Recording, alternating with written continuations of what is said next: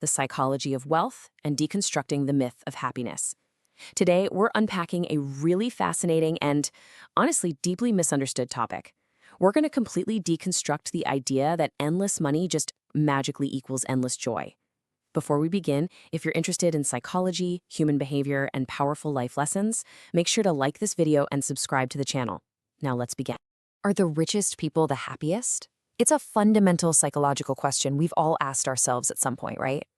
I mean, from a super young age, we're basically conditioned by movies, social media, and just society in general to believe that extreme wealth acts as this permanent, impenetrable shield against human suffering, dissatisfaction, and sadness.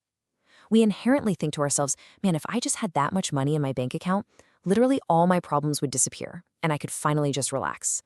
But does extreme wealth actually protect you from the human condition? Well, let's look at the actual evidence.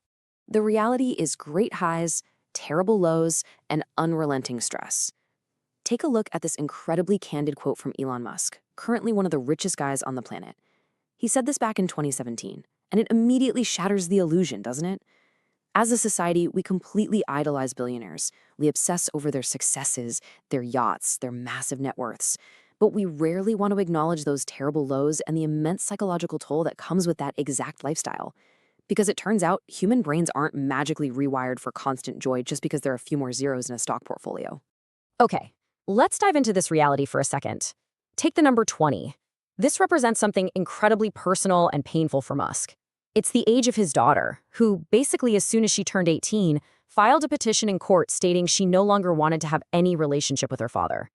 It's a stark, heartbreaking reminder of a very simple psychological truth. Infinite money can buy you the largest house in the world, it can buy you private jets, it can buy you massive influence, but it absolutely cannot buy you a family. It cannot guarantee healthy, loving relationships. The emotional currency required for deep human connection is entirely separate from financial wealth.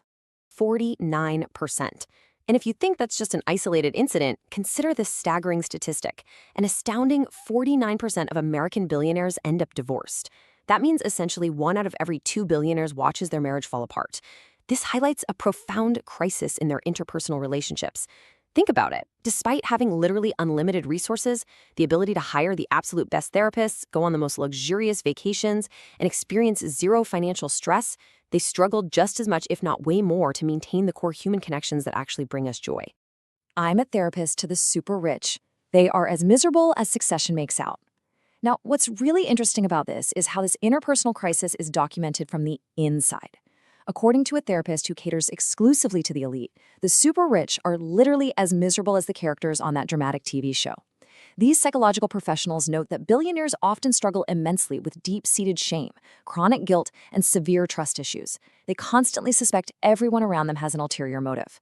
Just imagine living a life where you genuinely don't know if your friends love you for who you are or just for what you can buy them.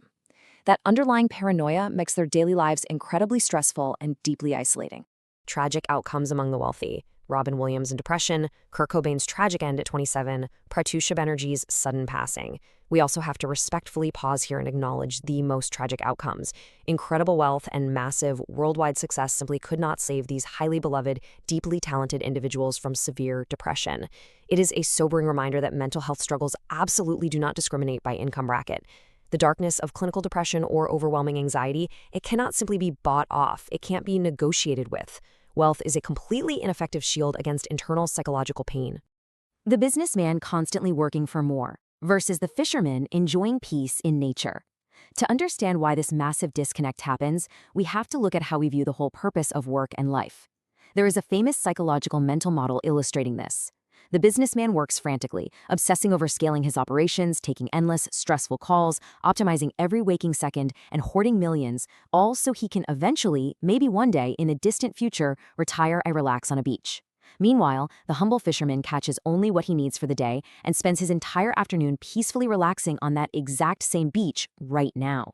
The businessman is constantly working for more, sacrificing his present health and sanity, while the fisherman is already enjoying the profound peace the businessman is desperately chasing.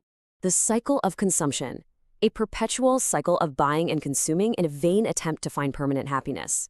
And this brilliantly illustrates a core flaw in human behavior. This is the psychological trap we fall into, where we constantly upgrade our lifestyle. We think, Man, if I just buy that Mercedes, I'll finally be happy. But here's what behavioral psychology tells us actually happens. The exact moment we buy it, a phenomenon called hedonic adaptation kicks in. That initial spike of dopamine fades, we lose interest, and our baseline of happiness just resets. We immediately start craving the next empty purchase to get that high back. It's a perpetual cycle of buying and consuming in a vain attempt to find a permanent state of happiness that physical things simply cannot provide. The social media show-off trap. Today, this whole consumption cycle is massively accelerated by platforms like Instagram and TikTok.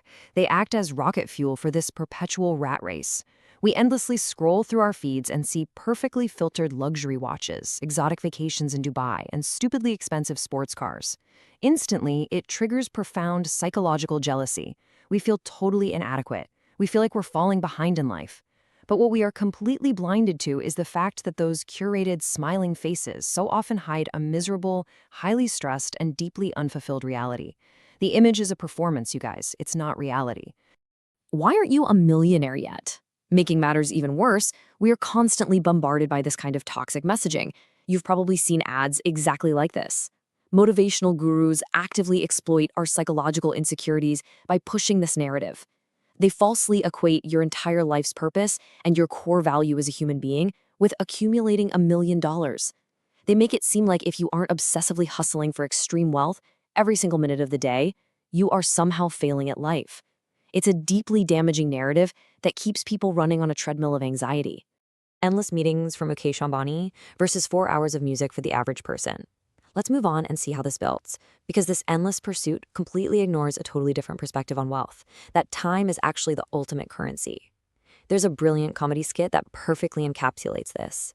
It compares the highly stressful Monday mornings of a billionaire, like Mukesh Ambani, who is stuck in endless, high-stakes boardroom meetings, to an average person who just decides to sit comfortably on their couch and listen to the band Radiohead for 4 uninterrupted hours.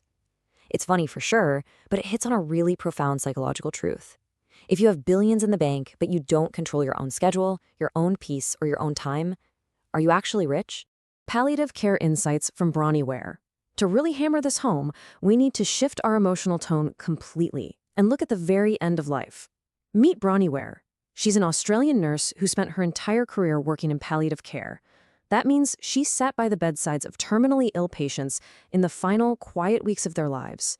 And she took it upon herself to gently document their final realizations, providing us with perhaps the most incredible, unvarnished psychological insights into what truly matters when our time on this earth actually runs out. She compiled these profound conversations into the top 5 regrets of the dying. First, not having the courage to live a life true to oneself rather than the life others expected. Second, working too hard and missing out on youth and companionship.